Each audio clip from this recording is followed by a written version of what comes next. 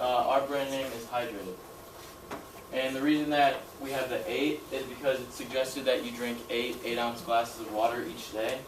And as you can see, there's 3 increments on our bottle, which is 8 ounces each. And we did hour increments instead of times of the day because if you did times of the day, that would mess with people's schedule because people wake up at different times, like according to their work schedule. So this gives them more flexibility with that.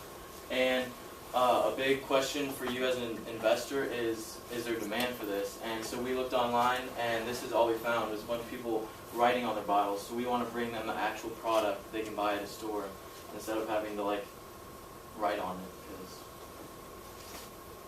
We plan to market to 25 to 34-year-olds living in Boston. We chose Boston because 19.98% of the population of Boston is made up of this age group, second only to New York.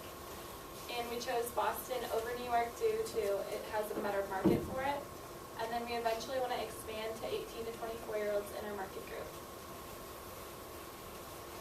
We plan to promote through social media like Facebook, Pinterest, and Twitter. We found that many 25 to 34-year-olds use Pinterest a lot, and then they also read parent and fitness magazines as well, so we plan to promote our product through there as well.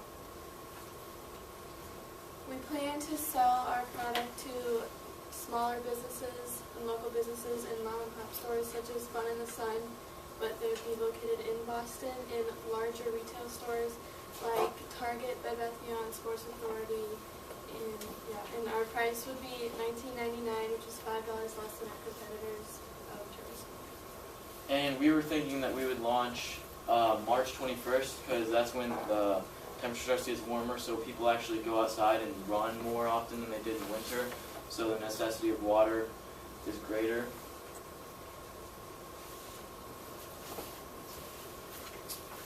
So you mentioned tourists being a competitor, right? So let's say you guys roll this product out in Boston and it gets hot.